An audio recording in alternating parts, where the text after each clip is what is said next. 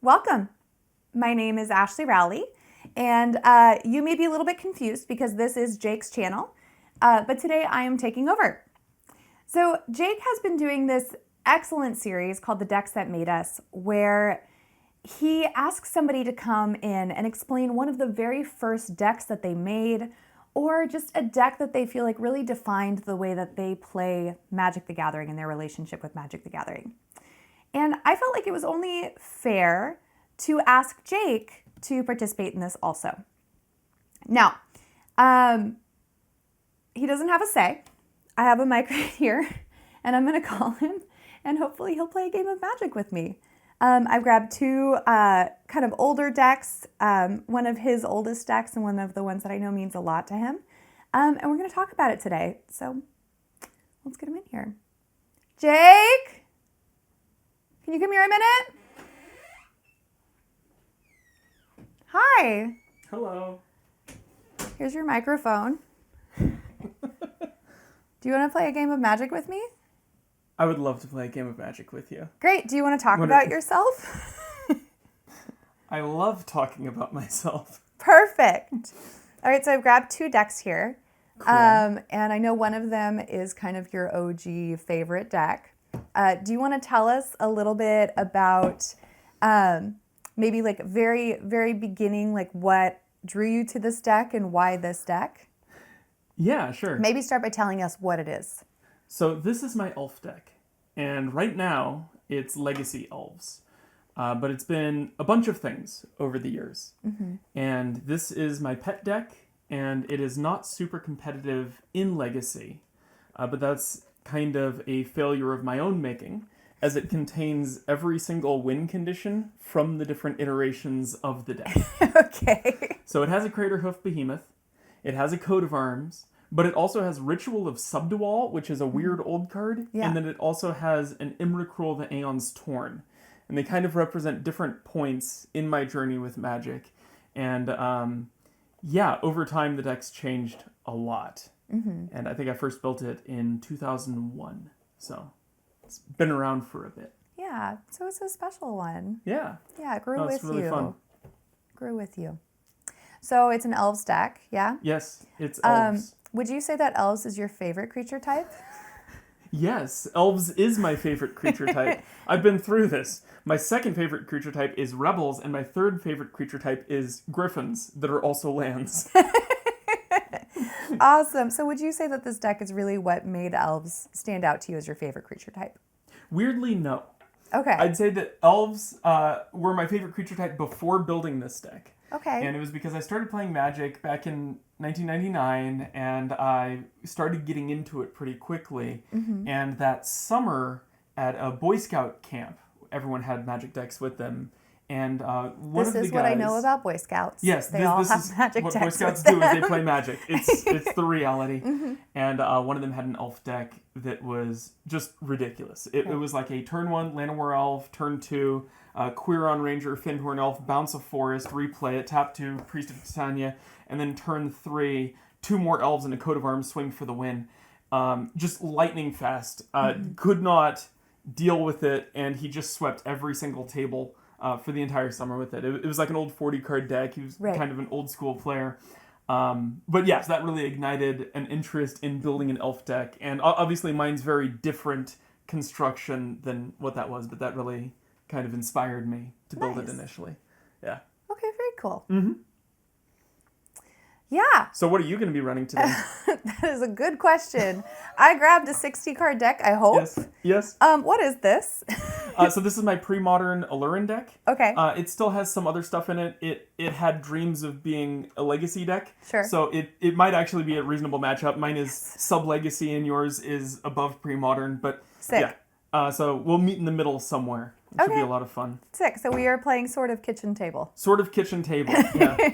They're both technically Legacy legal, so we'll call them Legacy decks. All right. I should make it clear, I mostly play Commander, and I've never played this deck before. So wish me luck, because I'm going to need it. You get to learn into play, and then you win the game. Okay, I'll do that. Yep, that's the strategy. I will try. Cool. Yes. Do you want to play a game? I would love to play a game. All right. Well, you should start us off with your intro. Sounds good. So why don't you pull up a chair and have a seat at the table. And whether you're a button mash hack and slash controller bash, Or a meeple moving masterminds of mats, mats, and minis. If you ruffle at the awful riffle shuffle scuffle, Or if you're a click clack pick attack number ball luck sack. we're all here for the same reason. I'm Jake. I'm Ashley. Let's talk games.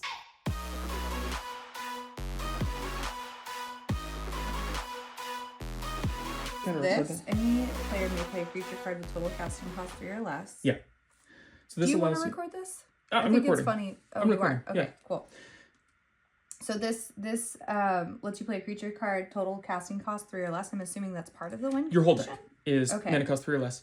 You are running a playset of Force of Wills. That's kind of your only interaction, so you get Sick. just a few silver bullets. Your goal, though, is to just power out creatures. A lot of your creatures either draw cards or give you some other value. Gotcha. So because this is in play, I could Coiling Oracle, Yep, and draw you a immediately thing, get and then the I get draw. another Coiling Oracle, do a thing, Yeah. draw, play a land, Yeah. etc. And then this one has Cascade, so when you cast that, you'll flip off the top until you hit another one. Mm-hmm. So your deck kind of flips into itself pretty easily. The win condition ultimately is getting Cavern Harpy in. Okay. So Cavern Harpy's Wait, ability... let me see if I can figure it out. Yeah, go ahead. When it comes into play, return black or blue creature you control to its owner's hand. Pay 1 life, return it to its owner's hand. Is there something that when... Okay, sorry. Mhm. Okay, so that means I basically have infinite plays of things that are on the board. Yeah, essentially. You're paying life to do that. Oh yeah, I guess I have 20. Yeah. So, Question but you can mark? do it 20 times Yeah. by raw. And then there's a couple... So you can use this to power out some of these other cards to draw 20 cards and do Yeah. things off of that. Yeah, so that's a good, like, if I need to draw more. But there is actually a win condition in there. Is it like a when it comes into play, deal damage? Yeah. Okay. What is it? Well, this one is the gain life draw Gain card. life, right. That's pretty good. So you can loop that for infinite life between Yeah. that and a Cavern Harpy. Got some elves in here because of course I do, because it's you. Yep. Oh, this is the win. Yeah. Parasitic Strix. Yeah. When it comes into play, if you control a black permanent, target player loses 2 life and you gain 2 life. Yep.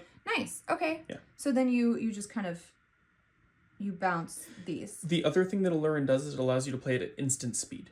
So you can play Oh. Cavern Harpy in response to that trigger, play Cavern Strix, gain 2 life, use Cavern Harpy to bounce the Strix, pay 1 life, bounce Cavern Harpy, and do it over again. Gotcha. So you're losing 2 and I'm gaining 1. Correct. Sick. Okay. Yeah, I can run this. Yeah, so that's kind of the win. Yeah. It's getting the Alurin it's into play. Black, blue, green. Yeah. I've played those colors before. Cool. Thank you for your patience as I learn how my deck works. We're gonna see. Let's see if I can pilot it. And then my deck is a little more typical, but this card, Glimpse of Nature, is whenever I cast a creature spell, I draw a card. Okay. And so the goal would be to power out a bunch of elves that immediately produce mana, to draw a bunch of cards, and just cycle through my deck, making mana along the way until I get to, again, one of those big haymakers to close it out. It'll be one of these guys, Gotcha. So or Force potentially of Will, those guys. Shaman of the Pack. Yes, it'll be some selection of these. Force of Will on Glimpse of Nature is also a possible avenue, Well, depending on don't what you have in help your me. hand. Well, we'll see. Don't help me. That's fair. Sounds good. Also, these decks feel tiny. I know. My tiny hands are so happy. Yeah, After this- playing Commander, I'm so excited. The self deck is double sleeved, and it's still extremely I was manageable. wondering. I was love like, it. are we sure this is 60 cards? Because Yeah. that's so much bigger than this one is. Yep. Maybe Richard Garfield was right in OG Magic. Yeah. 60 cards. 60 cards. A lot of games go for like 40 50 cards or is even 60 better. cards. In fact, if you could just do like 10 If you could cards. just like 10 cards. Just like a rock, Maybe paper, scissors 3 thing. cards and some lands. Who goes first? Now we're pod racing. Yeah, exactly. Do you wanna cut for me? Sure. I don't know. Who's going first? Well, do you wanna roll for it? Sure. Highs or lows? Highs, I guess. Oh, I was yeah, I you got default to 19. highs. I got 5 or 6, both of which are lower than Okay, sounds 19. good. So All right, I'll take that. you get to go first. I'm not too proud. All right. What mulligan rules are we going by? I'd probably suggest just regular mulligan rules, unless you. Well, it's up to you. If you want to do something weird, we could do something weird, I do like doing something weird. right? But no, I think that's fine. Cool. All right. Okay, I think I'll keep this question mark. Yeah, I'm going to keep this. All right.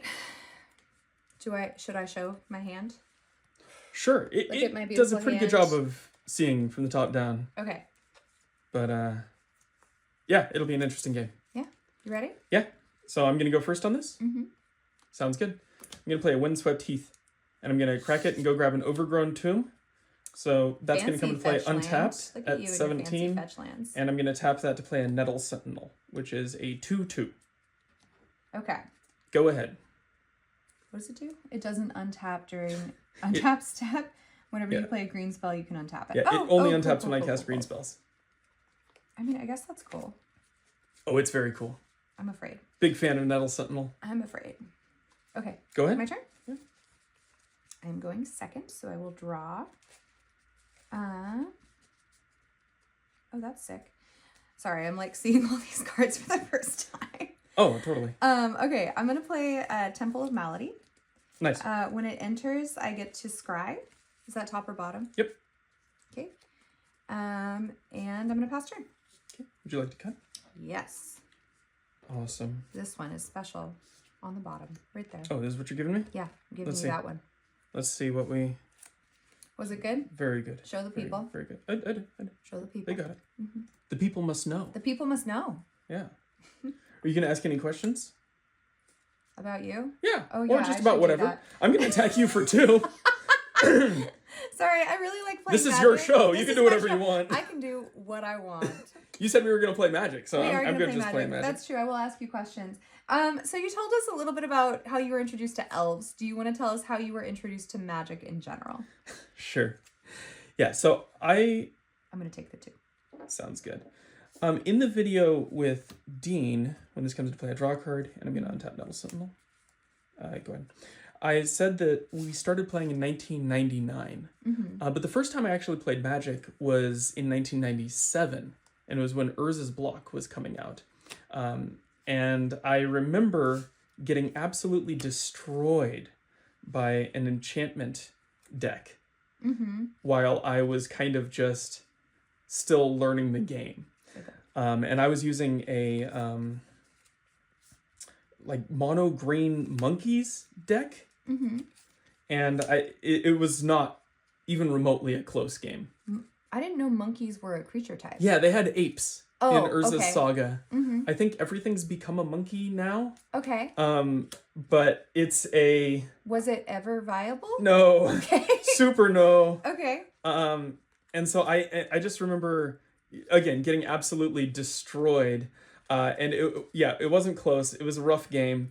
But that was definitely like kind of an awakening of, oh, you can do really interesting things with this game. Yeah. Because it was using Opalescence, which turns all of your enchantments into creatures, and it was using Sarah's Sanctum, which is a land that taps for the number of enchantments you control. Just things like that. And right. it was pretty busted.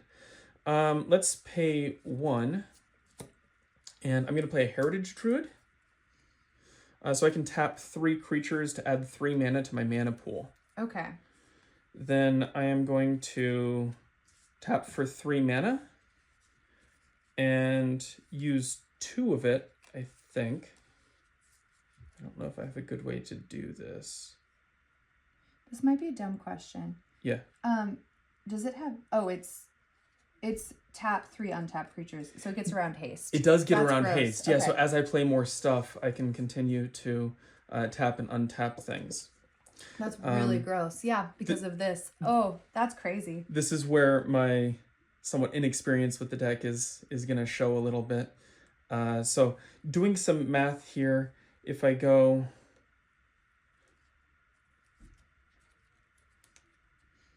Are you going to win? I'm going to try. I've only asked one question, Jake. Well, I know, but this is what the deck does. Okay. I'm going to use 2 of the 3 mana, and I'm going to cast Green Sun Zenith to go search for a green creature and put it into play. That'll untap Nettle Sentinel, and I can go grab a 1 mana cost creature that is green. And so anyways, that just kind of really sparked my interest in the game of Magic, and I started thinking about playing the game a little more, and at the time it was actually banned at my school, so it was... Wait, why was it banned at your school? I think it was considered gambling? Was it that it was gambling, or was it that y'all were just really excited about Magic cards and teachers didn't want you to bring things in that would cause fights? So it was probably a combination of things. Okay. But I think it was just a concern that people were going to bet cards. Ante was a thing at the time, and people would get upset if you took someone else's cards or got a bad trade, and it Yeah. just opens you up to a lot of issues with that. Can you explain ante? So it used to be at the beginning of a game, each player, I think it was just the top card, would flip over the top card of their deck, and whoever won the game got all of those cards. Oh my gosh, I would It was never play an Magic. official rule of the game. It wasn't like you had to do that, but that was one of the things you could do. Gotcha. So you would rule 0 conversation. Are we playing ante? Yes, and there's a lot of cards that if you aren't playing for ante, remove this from your deck. All of those cards are banned now. I'm going to use Wirewood Symbiote, bouncing my Elvish Visionary back to my hand to untap target creature. And then I'm going to tap for 2 to replay my Elvish Visionary to draw a card. So what you're saying is we should play a completely unbanned tournament, and I'm going to build an ante deck so that I can fill out my CEDH deck. Yes, absolutely. I'm going to steal all your banned Best way cards. to do this. Okay, getting to attacks. I am not going to attack. I'm going to pass the turn and hope I don't die. Go ahead. Okay, I'm going to hope that you do. Sounds good. I don't know if I can win. All right, sounds good. So you play Blooming Marsh. Okay, so I played Blooming Marsh. I got my Wall of Roots. I've got this. So I'm going to tap, and then go down 1 on here. Just use one of these. That's right. So it's now at 4. The famous -0, -1 counter. Yeah, which is crazy. Why wouldn't they just... I mean, I guess that's fine. Yeah. Okay. So the way it actually works, it has 1 counter on it. So if you have ways of removing counters, it'll just remove this. I understand. Anyway, I'm going to play Alurin. Sounds good. So now we can both cast creatures with 3 or less. And I'm going to go ahead and play Cavern Harpy, Okay. right? Yep. That lets me return a black or blue creature I control to its owner's hand. Yep. Oh, shoot. So it returns itself. It'll bounce itself. So you can do that infinite times. Oh, sick. Well, I did that. That's a thing. Fear me. I'm going to actually play Merchant of Secrets, which lets Cool. me draw a card. So with the draw on the stack, I am then going to flash in Reclamation Sage and target Alurin to destroy target enchantment. I can instantly respond Yes, you can. by playing Cavern Harpy. Uh-huh. And then I let that resolve. It bounces to my hand. I'm going to play this again Yep. before this resolves in response so that I Yep. can draw a card. Sounds good. And then I'm going to play another Cavern Harpy in response before this does the thing to return it to my hand so that I can, in response, play this again, right? Because I can do this all at instant speed. You're currently down to just the draw trigger off of or the destroy trigger on Alurin. Cool. I'm going to go ahead and now respond by discarding Mana War and Force of Willing that. Oh, on cast? Yeah. Okay, sure. So it's countered. Right? That works. Yeah, you'd have to do all of this with it on the stack before it enters play. But Which is what I did. yeah, that's fine. Yeah. So I did all of this. Yes. I let it resolve. And Yep. then before your And thing you got to the resolved, counter on I it. put it back on the stack. Yes. Yeah. Okay. So now I'm going to pay 1 life. So I'm at 17. Yep. Oops. All right. To return a Cavern Harpy to my hand. Yep. And then I'm going to replay it to return Merchant Yep. of Secrets to my hand. And I'm going to do that to draw a card. Cool. Okay. I've shown the loop. Do you mind if I just go down 1 life? Yeah, you can to pay do 1 that? life to draw a card. Yeah. Yep. Cool. We've established. You've so I'm going built to a 16. Necropotence. Yes. Okay, I'm going to do it again. We'll maybe find a thing, question mark? Okay, we're going to go to... Well, actually, I'm just going to play a Mana War this time, which lets me bring it Yep, back and and you do do the it thing so again. I don't have to pay a life. Yep. Okay, now I'm going to go to 14 to do a thing. That's a Llanowar Elves, which I'm going to play because I can. Might as well. 13. And I'm going to go to 12. Do I not get this?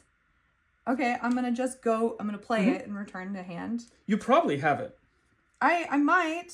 In my hand I have it? No. No, I'm no. saying like Yeah, you probably I just get to have enough to, cards. I'm hoping Yep. so. You got 12 more draws. Yeah. Guaranteed. Enters the battlefield, look at the top 3 and the rest at the bottom in any order. Oh yeah. I'm going to do filter that the top. because Sure. that lets me look at 3 and put, so 1, oops, 2, 3. I get to keep this. Yep. Or one on top? How I does think it it work? goes to hand. To hand and the rest on the bottom. Oh, nice. It's a brainstorm kind of. Yep. Except on the bottom instead. Oops, my Yep. bad. And then I'm going to try to win. Yeah, you get Do a I good win? game. Yep. Yeah. So the win, in case you missed this, is this comes into play. I control a back permanent, so you lose 2 life, I gain 2 life. And then I pay 1 life to bounce it, and then I can replay it. Yep. And I can loot that. Yep. Good game. I figured it out. This is my first time interviewing people as well, so if my questions are not great, I apologize. But we're gonna do our best. I'm not great at multitasking. This one is special. I feel it. That one's for Well, you. let's see. Just for you. Did you already Here, have well, for me? sneak peek for the camera. Okay, not for me. Ooh. Show the people. Very special card. Show the people. Yeah, that's a good one. Okay. Good. Maybe not good? Why am I don't know if that's good. Yeah, I don't know if you want that to be good. Okay.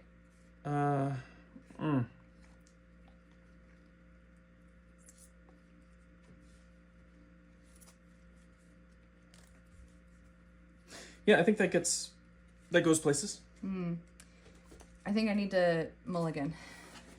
Sounds good. I was stuck last time on blue, and I'm a little afraid now, realizing, well, like, Yeah. I need to be able to play things.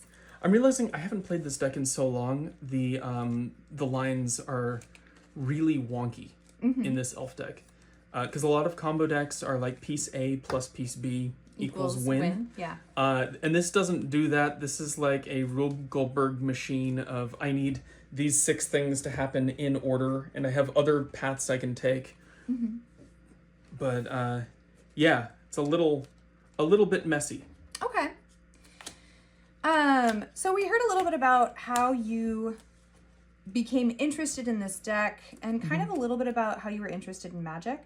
Do you want to talk about what building a deck looks like during this time period? Because you said you started playing in, what, 1997? Uh-huh. And you built this deck in 2001. Yes. So for me personally, when I build a deck right now, I look on the internet.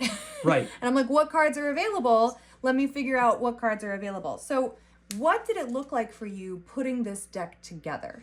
Yeah, so that was the crazy thing, is that there weren't really deck lists online. They'd put out like tournament reports that have the winningest decks from those different things. Uh-huh. And if you went and just built those decks verbatim, people would call you a net decker. And there were people that would get very upset over this. Like internet decker? Yeah, like you took the deck from the net and built it, and you didn't actually build that deck. You built, Luis Scott Vargas's version of this deck. Gotcha. And that doesn't count. Right. People were very much only interested in you building your own deck. Are you ready to go? Yeah, I'll keep this. Okay. Yeah, so I'm going to go turn 1 Forest into Llanowar Elf, the classic opening. Very nice. Very nice. Yeah, and so you would kind of build the deck from what you had on hand.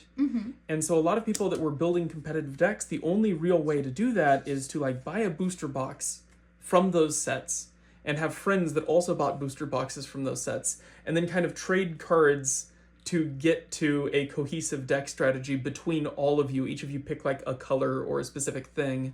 Whoa, okay, that's really interesting. And what's funny about that to me, he is a huge proponent about buying singles. So that means that your initial experience was buying sealed product. Yeah, oh yeah. Okay. But obviously the price point was very different as well, because you could buy sealed product for like $40 or $45 for a booster box. Okay, wow. And then a lot of times you could crack half of it and have enough rares to buy another box, Nice. or just make your money back. And so you could kind of, if you weren't trying to build the most competitive, most expensive stuff, you could build a deck fairly cheaply. I'm going to pass the turn. Okay, nice. But yeah, usually if you're building a deck, it was very reliant on going to local game stores and finding the cards that they had in the case and Right. building your deck around them. I'm going to tap. I go down 1. And I'm going to go ahead and play Coiling Oracle. Oof. When it Okay. comes into play, I reveal the top card of my library. If it's a land, I put it into play. Otherwise, it goes into my hand. It is a land. It goes into play. Yep. And it doesn't enter tapped? If it doesn't say tapped, yeah. Well, Blooming Marsh says tapped. Right, but yeah, no, it comes into play untapped. Sick. All right, and that's going to be my turn. Sounds good. I'm going to untap. Cool. I'll draw for turn. All right, I'm going to pay 1 and try to cast a Glimpse of Nature. This is whenever I cast a creature spell this turn, I draw a card. Do I have a response? I have no response. That's priority. Okay. I'm going to tap for 3. Uh-huh. And I'm going to play an Elvish Visionary with 2 of it. Okay. On cast, there's going to be 2 triggers. One is going to untap Nettle Sentinel, and one's going to draw me a card. Mm-hmm.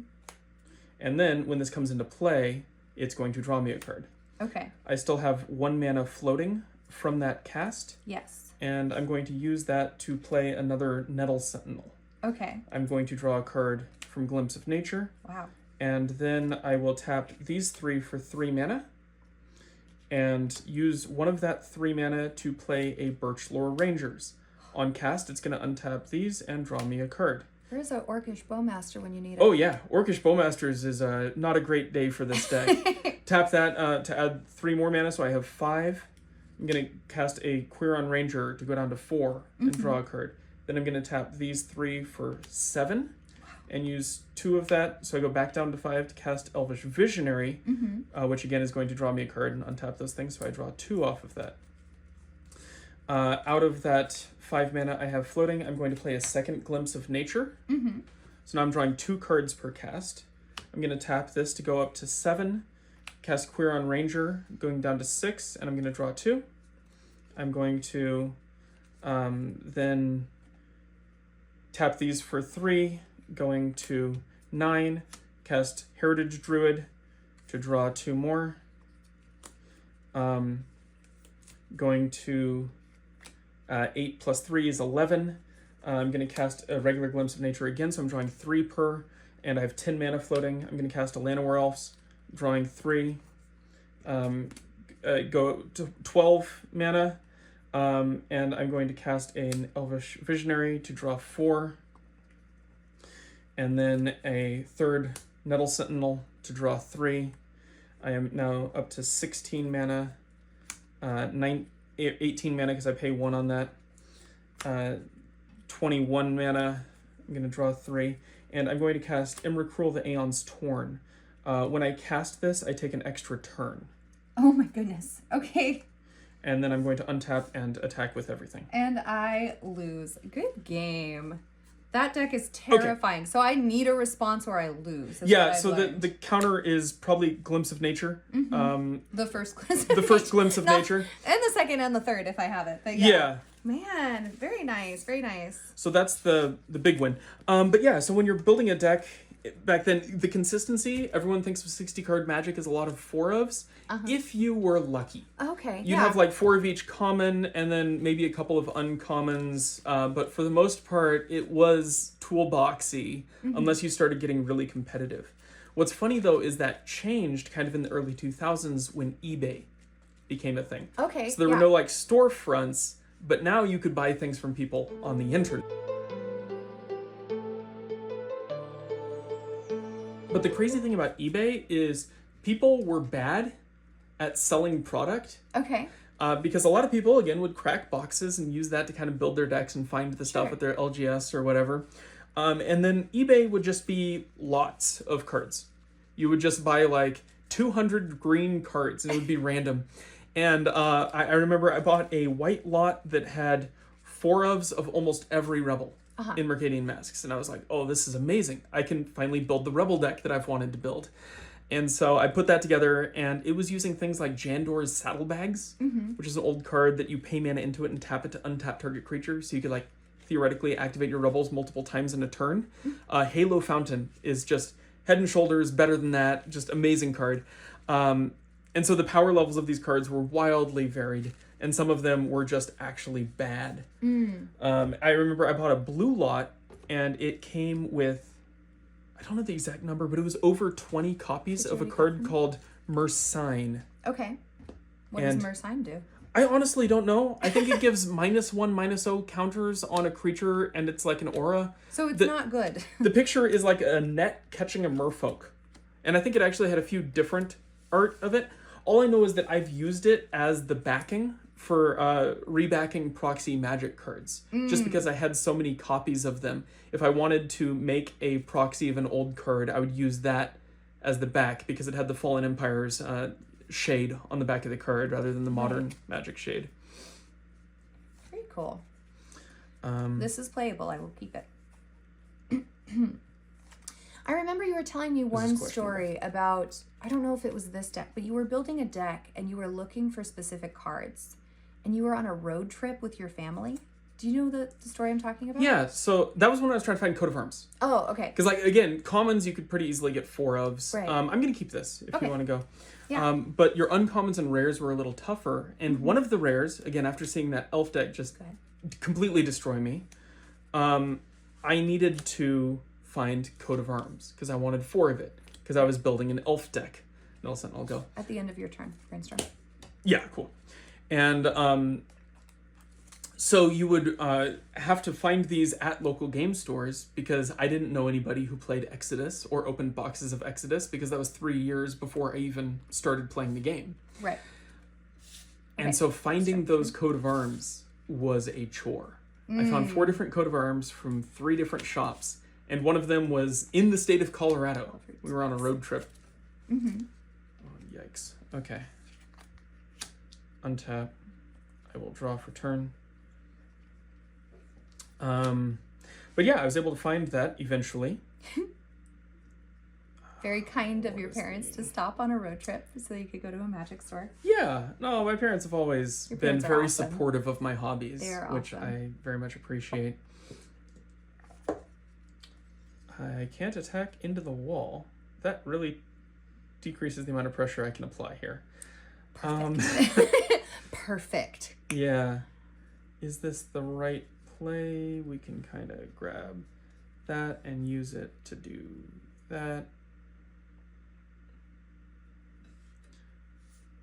2 mana for a Green Sun Zenith. Mm-hmm. And I'm going to go grab a Birch Lore Rangers. Oh, that was nice. Oh, First nice of all, grab. Zenith resolves, I assume. Yes. Yeah. And then that gets shuffled back in. And I pass the turn.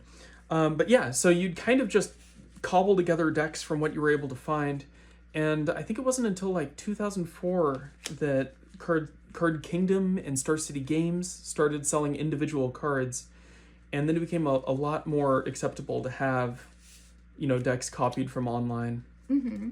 Ooh, Shardless Agent. Yeah, so playing Shardless Agent, so that lets me cascade. So I exile until I hit a non-land, Yep. and it comes into play. Yep. Right? And so I'm going to return this to my hand. Yeah, that's an awesome line. Awesome. Okay, cool. So there was a lot more searching, it sounds like, that went into this, or just making do with what you had, kind of? Yeah, I mean, at least for me, I'm sure if people were really competitive, you'd go to like regionals tournaments, and there would be such a large group of Magic players there, you could trade and kind of get all of the cards that you needed. People would bring massive collections. You kind of get that when you go to MagicCon, right? Yeah. Where people are like, here's my 6 trade binders, what do you need? Just because there's so many people there that play. And that's always been a thing. So you'd go to a regional tournament or a national tournament or whatever. But yeah, it was a lot, at least for me, it was a lot harder to put a deck together. That makes sense. So since then, what has changed for you about Magic the Gathering? Either in deck building, you talked a little bit about how now there's the internet. Yeah. And a lot more accessibility to cards, right? But what about either the game of Magic or the way you play has changed since this starting point? So, I mean, a lot has changed. I think I... Did you go? Oh, I'm sorry. What turn are you on? That was your third turn. That was my third turn. Okay, so, yeah, did you want to cut or are you... Sure, I'll cut. Cool. Draw for turn. I'm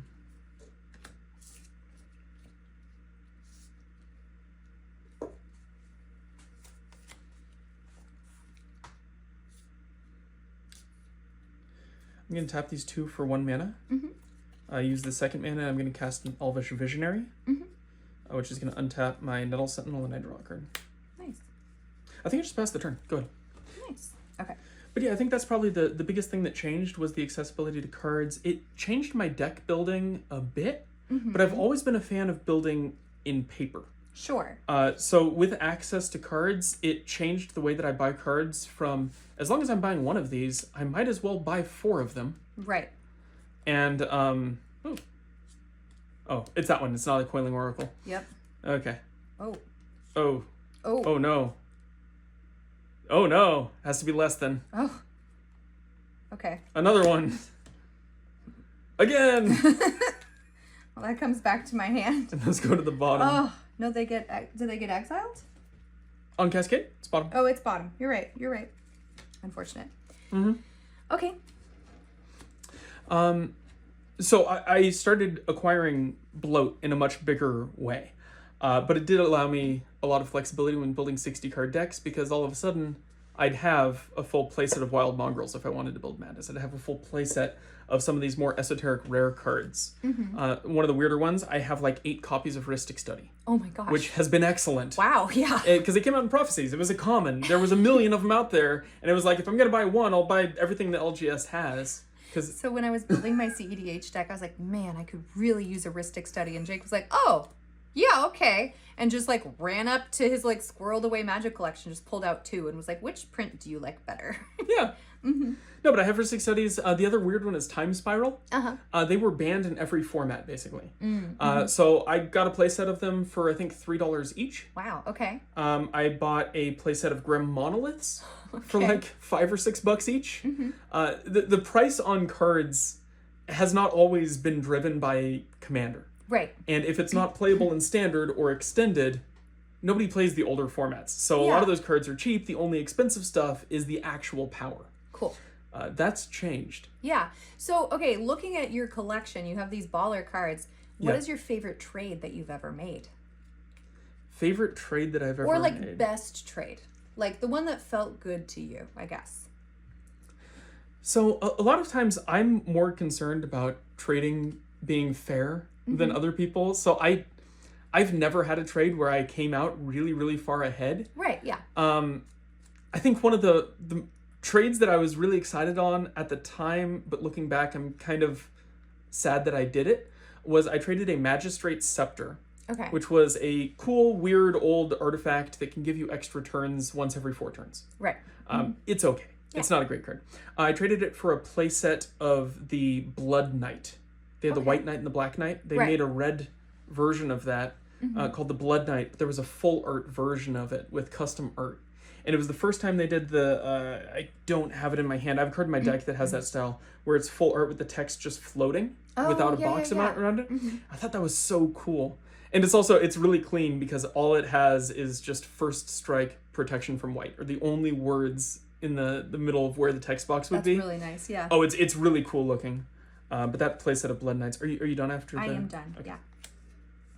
Yeah. So that was a really good trade.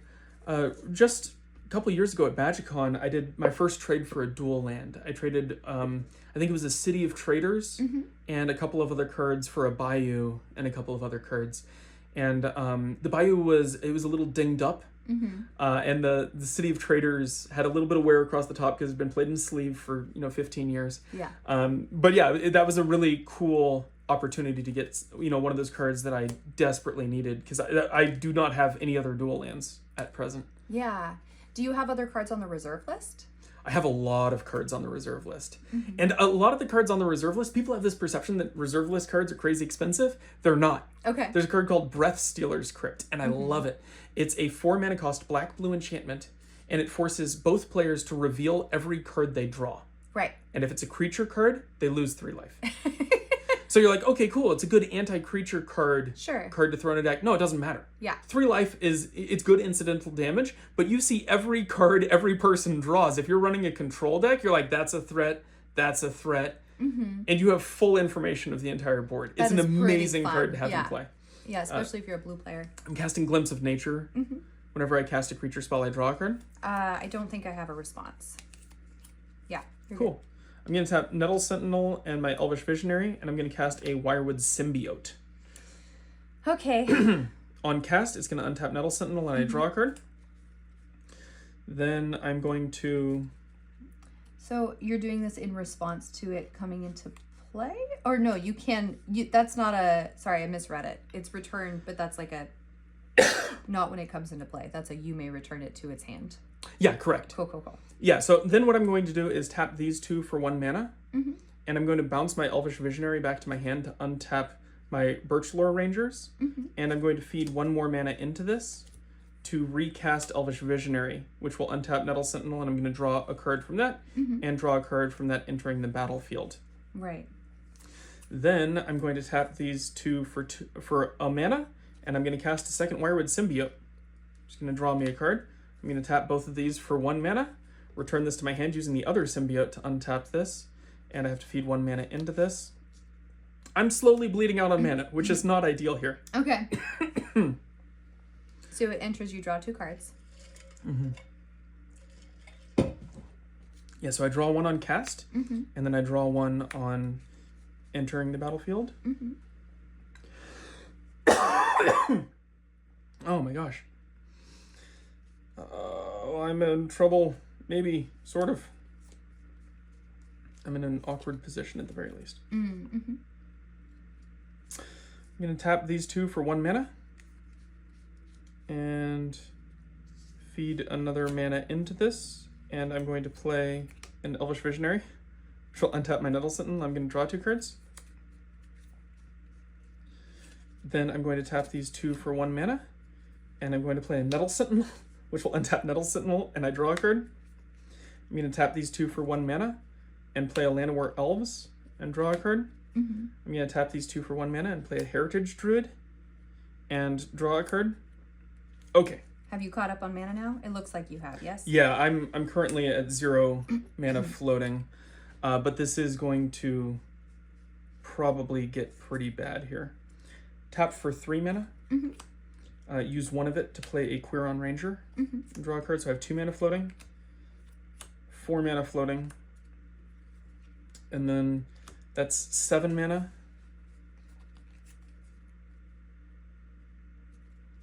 Six mana with Symbiote. I draw a card. And now I do have another Wirewood Symbiote here, so I can bounce a creature to my hand. I'm in trouble. Yeah, bounce Visionary, untap Heritage Druid. We'll tap this for 3. Puts me up to 8. I'm going to use 2 of it to play this Elvish Visionary. I draw 2. Send help. Yeah, okay, so that's 11. Okay, yeah. I'm going to play a Concordant Crossroad, so all creatures have haste, and a Craterhoof Behemoth. Oh, dang. My creatures get +X/+X, where X is the number of creatures I control. Well, yep, that's it. That'll And do it. Swing. I block 3 of them and die. Yes. Good game. So that's, what, 2 out of 3 games? Yeah.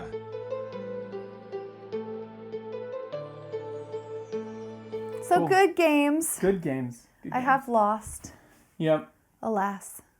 Yeah, it happens. I finally won 1 You or did. 2. You won 2. Yeah, we got Yeah. there. You know.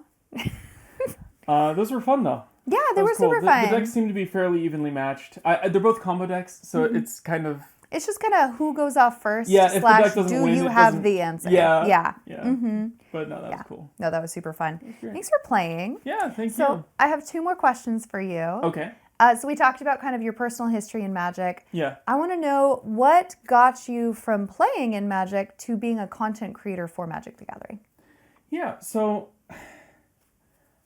I've played a lot of different formats and a lot of different kinds of Magic over the years. And I think that now, if you walk into any LGS, everyone's playing Commander, which is cool. Commander is a really cool format, but there are so many other ways of playing the game. And I kind of wanted to be able to showcase that.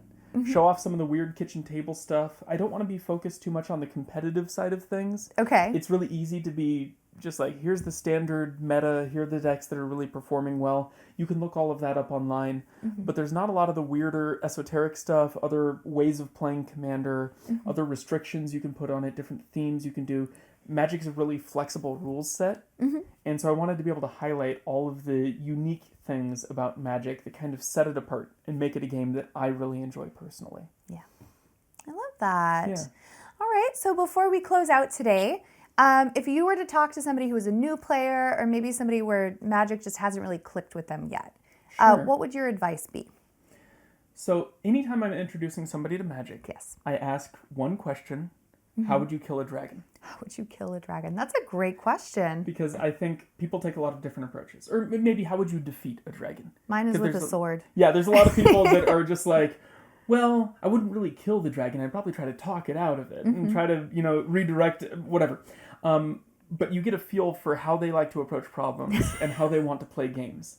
And if it is just, I'd kill it with a sword, With a obviously. sword, yeah. That gives you a good perspective on what type of deck they might enjoy. Yeah. Some people really enjoy combo decks with a lot of moving pieces and trying to keep track of things and assemble like this perfect tapestry of cards. Other people want just hit with big thing. Yes. And that's totally fair. But once you get past that, then you can introduce the rules of the game, talk about the different colors of magic, and here's a thing that does kind of what you want it to do. And then if you are getting into magic and you can't really find a good home, try some other types of magic, other formats, other games, different play groups, different LGSs. Again, everyone approaches the game slightly differently, and I'm fairly confident you can find your people in the game. So that's the advice that I'd give, is just try different things and find your people. Find your people. It's a good one. Well, thank you for joining me and letting me pull you from whatever you were doing to come play Magic with me today. I hope you had a good time. I had a great time. Yeah, and you can have your channel back after this. Oh, well, wonderful. Thank Yeah. you so much. That's very generous of you. You're so welcome. Yeah, I appreciate that a lot. And thanks for watching. Thank you. Bye.